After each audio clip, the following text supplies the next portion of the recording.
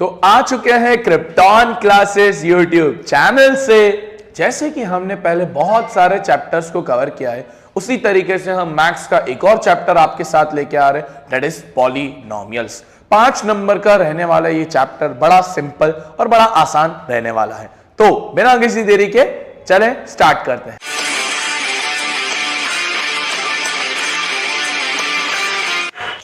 सबसे पहले पॉलिनोमियल्स। यार पॉलिनोमियल्स होता क्या है?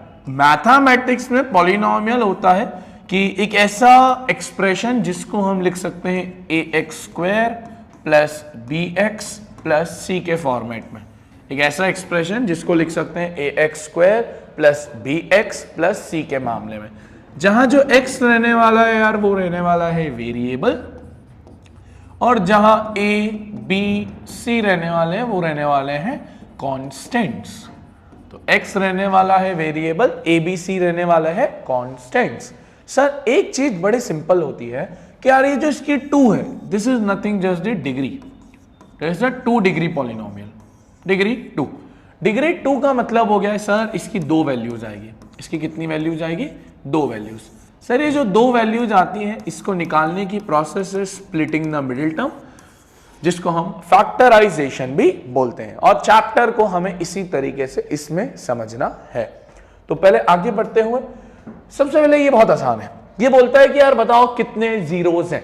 तो सिंपल है, आपको सिर्फ इतना चेक करना है कि जो पर्टिकुलर चीज है वो एक्स एक्सिस पे कितनी बार कट रही है। देखो जैसे ये वाला एक्स एक्सिस पे कुछ भी नहीं कट रहा तो जीरो, कोई भी जीरोस नहीं है। इसको देखो कितनी बार कट रहा है सर, ये 1 बार कट रहा है यहाँ पर, तो 1 जीरोस। सर ये देखो तो कितनी बार कट रहा है, 1 2 3, तो 3 जीरोस। सर ये वाला देखो तो ये 2 बार कट रहा है, और ये वाला देखो तो सर 1 2 3 4, तो ये 4 बार कट रहा है। ये वाला देखो 1 2 3, तो ये 3 बार कट रहा है।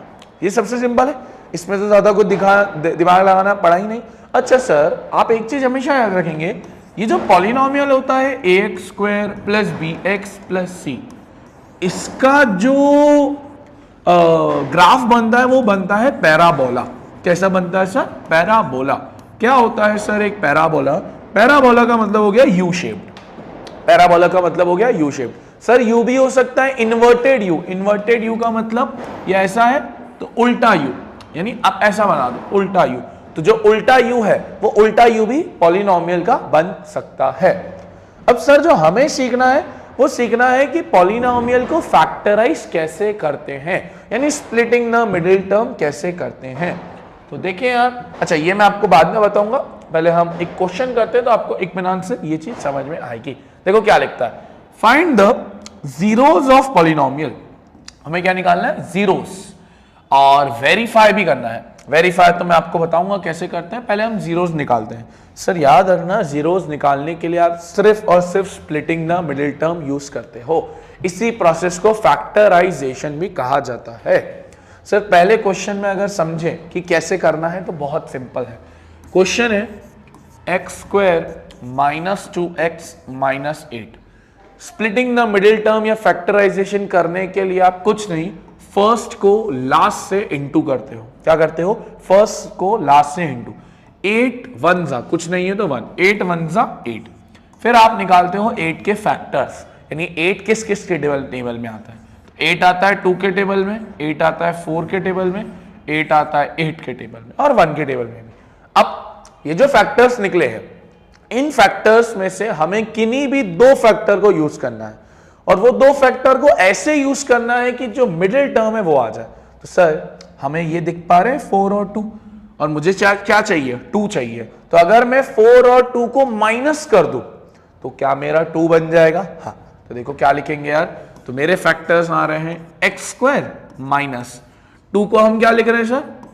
4 माइनस 2, और x का x माइनस 8। ठीक है, x²। अब सर सॉल्व करोगे तो ये हो जाएगा 4x, याद रखना माइनस माइनस प्लस, तो ये हो गया 2x माइनस 8।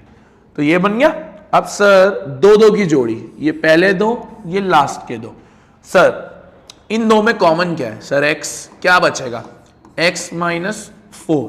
सर यहां क्या कॉमन है? यहां कॉमन है 2, क्या बचेगा x माइनस 4।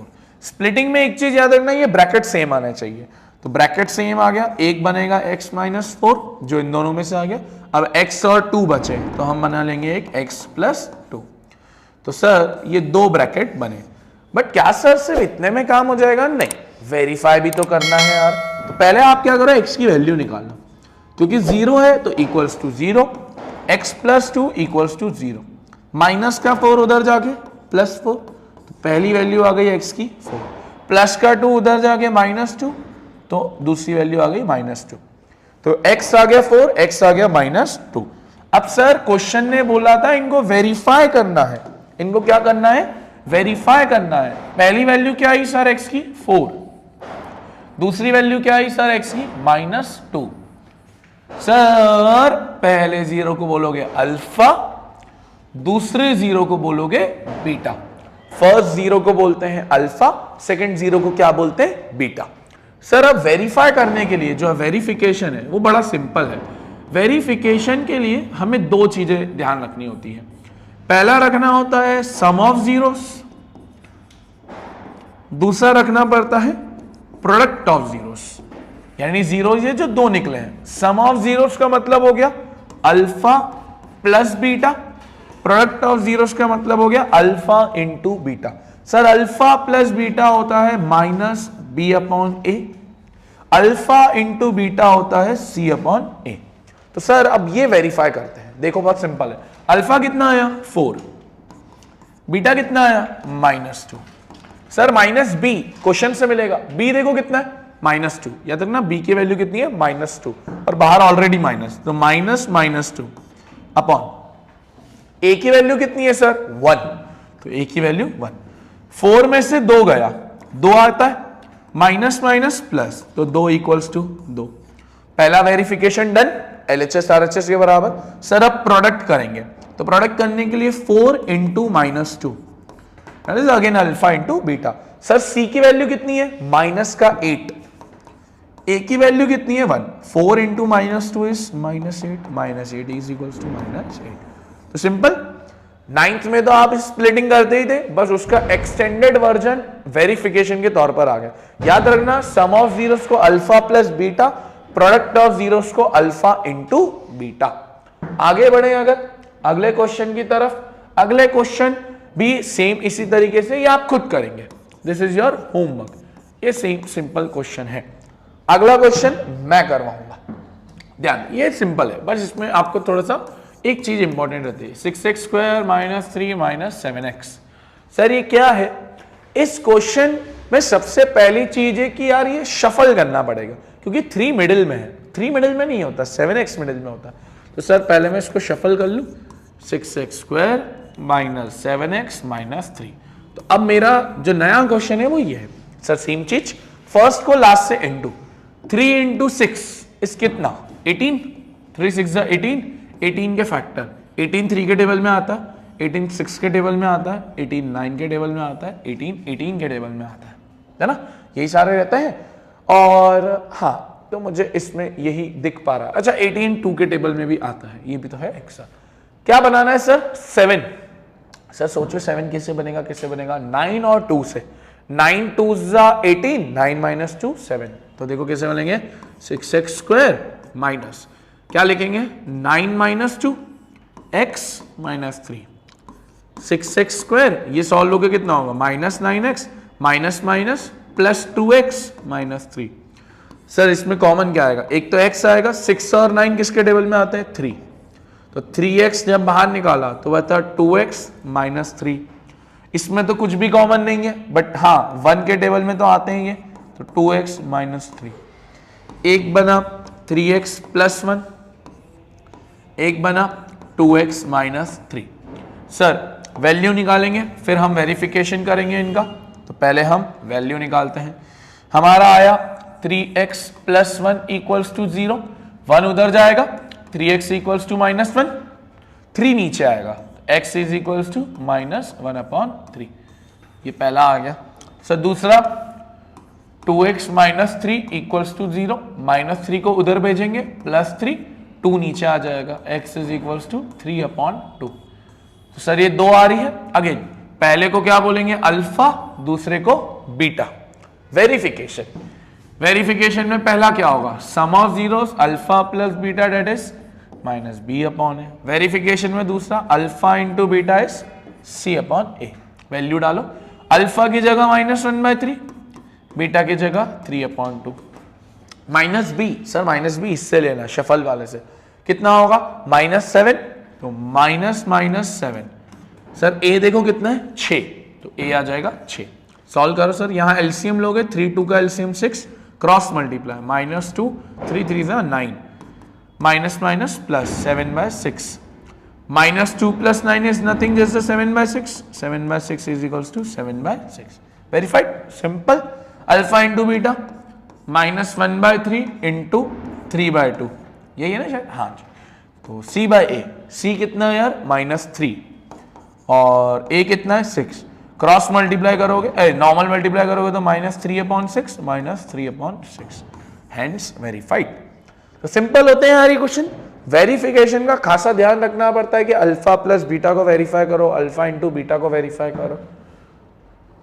आगे बढ़े सर, अब कुछ अलग क्वेश्चन है, मतलब ज्यादा नहीं, ये वाला देखो क्या कहता है ये 4u² + 8u। सर क्या इसके अंदर थर्ड टर्म है? नहीं, थर्ड टर्म ही मिसिंग है। तो क्या यहाँ स्प्लिट कर सकते हो? नहीं यार सर, यहाँ स्प्लिट तो नहीं कर सकते।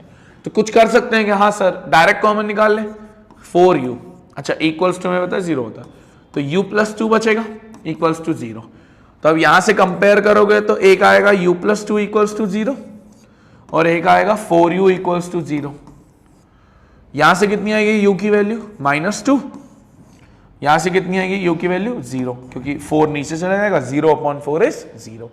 तो सर ऐसे क्वेश्चंस में आप सिर्फ और सिर्फ कॉमन निकालने पे मदद करते हो कि आप डायरेक्ट कॉमन निकाल लो, सिंपल होते हैं ये। Verification again, alpha plus beta equals to -b/a। Alpha कितना आया -2, अल्फा -2, बीटा कितना आया 0, -b कितना है सर 8, तो b की है तो -8 अपॉन a की वैल्यू कितनी है 4, ये हो जाएगा -2 + 0 -2, ये कट जाएगा -2, तो -2 बराबर -2, सिंपल।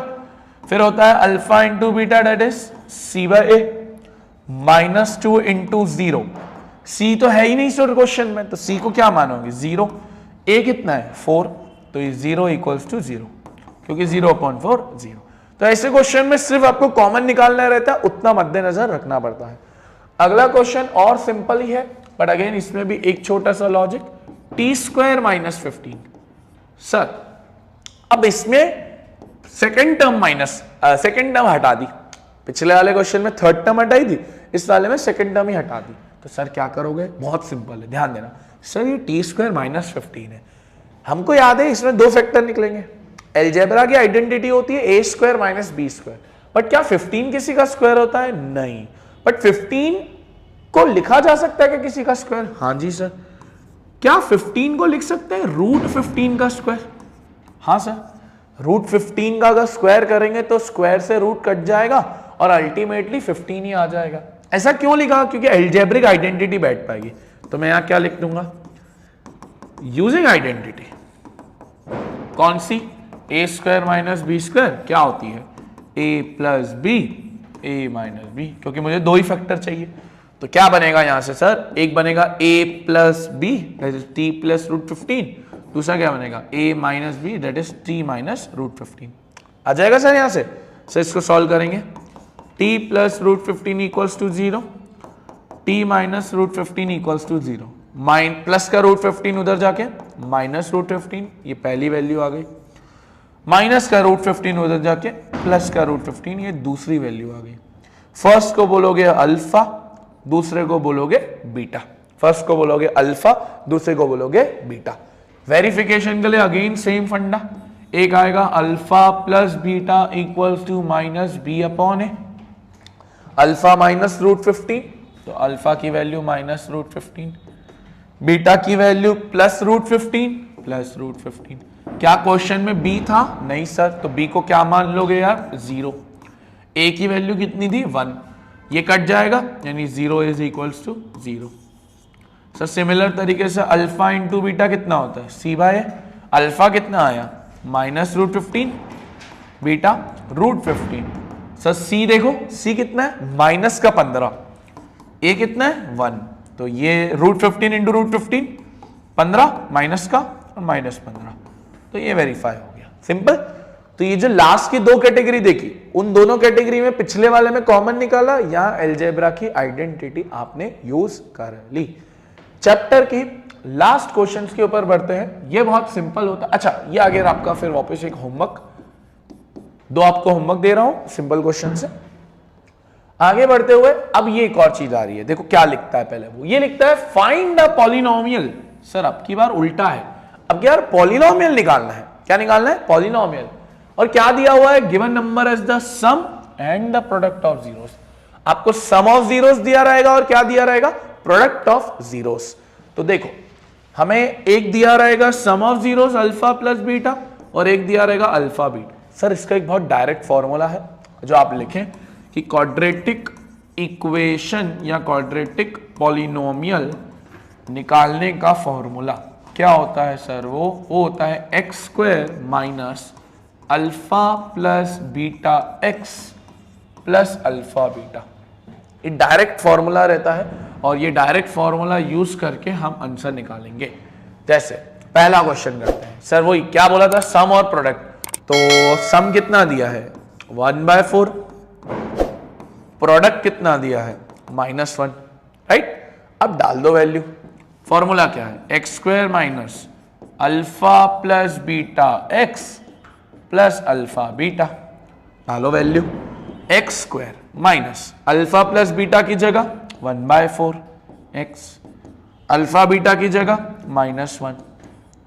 सर यहां एलसीएम लोगे, 4 1 और 1 का एलसीएम 4, ये हो जाएगा कितना 4x स्क्वायर, 1 के टेबल में 4 4 बार 4 इंटू एक्स स्क्वायर, ये हो जाएगा x प्लस माइनस -4, 4 उधर चले जाएगा, इक्वेशन बनेगी 4x square minus x minus 4। LCM लेना ना भूलना। तो सिंपली कुछ इस तरीके से ये हो जाता है। अगला क्वेश्चन भी सर इसी तरीके का है, देखो ये वाला भी कर लेते हैं। तो चलो ये वाला आप खुद कर लोगे, ये भी सिंपल है, होमवर्क है, एक मैं कर लेता हूं और आपको और क्लियरिटी मिलेगी। ये देख लो वापस formula x square minus alpha plus beta x plus alpha beta, ये होता है क्या दिया है अल्फा प्लस बीटा कितना दिया है दोस्त 0 पहला, अल्फा बीटा कितना दिया है √5, डाल दो वैल्यू, अल्फा प्लस बीटा की जगह 0x और अल्फा बीटा की जगह √5। वैसे तो 0x कुछ नहीं होता, तो हम डायरेक्ट आंसर ये भी लिख सकते हैं एक्स स्क्वायर प्लस √5, ठीक है, सिंपल क्वेश्चन। एक ये वाला देख लो 1 और 1, सर वापिस अल्फा प्लस बीटा अब 1, alpha beta 1, formula x square minus alpha plus beta x plus alpha beta, डाल दो value 1x plus 1। Simple question है सर, इसमें तो डायरेक्ट फॉर्मूला अप्रोच चलती है, ज्यादा तो दिमाग लगाना पड़ता नहीं है। तो कुछ इस तरीके से ही है हमारा ये चैप्टर, छोटा सा ही चैप्टर है, बट याद रखना जब हम एक्स्ट्रा क्लासेस लाएंगे तो सीबीएसई में इसके और टफ क्वेश्चंस रहते हैं, जहां 1/अल्फा 1/बीटा अल्फा प्लस बीटा का whole square alpha square plus beta square, वो हम जरूर देखेंगे अलग सी क्लास में। तो अभी के लिए ये एनसीईआरटी ड्रिवन चैप्टर था, तो हमने इसको कंप्लीट कर लिया। इस चैप्टर के जो नोट्स हैं जो हमने अभी सॉल्व किए हैं, आपको डिस्क्रिप्शन बॉक्स में गूगल ड्राइव के लिंक है, वहां मिल जाएंगे। So thank you for watching this video, Radhe Radhe.